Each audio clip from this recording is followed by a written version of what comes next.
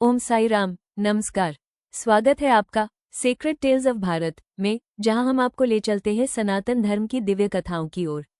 आज की कथा है भगवान विष्णु के पहले अवतार मत्स्य अवतार की। बहुत प्राचीन काल की बात है। एक बार प्रलय आने वाला था। चारों ओर अंधकार फैलने लगा था और सृष्टि के विनाश का समय निकट था। इसी समय सत्यव्रत नामक एक धर्मात्मा राजा तट पर स्नान कर रहे थे। जैसे ही उन्होंने अपनी अंजलि में जल लिया, उन्होंने देखा एक छोटी सी सुनहरी मछली उनके हाथ में तड़प रही थी। राजा ने मछली को नदी में छोड़ दिया, पर वो मछली बार बार लौटकर उनके पास आने लगी।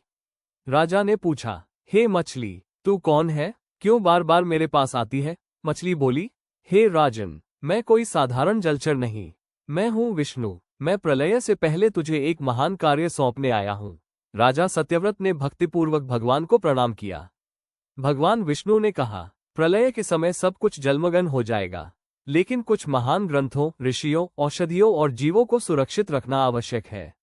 जब समुद्र अपनी सीमा लांघे, तब एक विशाल नौक तैयार रखना। उस पर सप्तऋषियों, बीजों और वेदों को स्थान देना। मैं स्वयं एक विशाल मत्स्य रूप में प्रकट होकर तुम्हारी रक्षा करूंगा। राजा सत्यव्रत वह दिव्य मछली को अपने साथ महल ले आए। वह मछली दिव्य आकार लेने लगी। फिर समय बीता और वह दिन आया जब प्रलय की भयंकर लहरें पृथ्वी को निगलने लगी। आकाश बिजली से गूंज उठा और धरती पर सिर्फ जल ही जल रह गया। राजा सत्यव्रत ने नाव पर सप्तऋषियों और सभी आवश्यक वस्तुओं को चढ़ाया। उसी क्षण भगवान विष्णु विशाल मत्स्य रूप में प्रकट हुए। उनके सींगों पर नागराज वासुकी को बांधकर नाव को खींचा। पूरे प्रलयकाल में भगवान मत्स्य नाव को सुरक्षित मार्ग पर ले जाते रहे और सत्यव्रत को ज्ञान, धर्म और भक्ति का उपदेश देते रहे। जब प्रलय समाप्त हुआ, भगवान ने कहा, हे सत्यव्रत, अब तुम मनु कहलाओगे और नई सृष्टि की नींव रखोगे।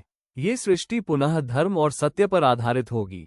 फिर भगवान विष्णु ने अपना मत्स्य रूप त्यागा और अंतर्धान हो गए। मत्स्य अवतार हमें सिखाता है, जब भी संकट आए, भगवान अपने भक्तों की रक्षा अवश्य करते हैं।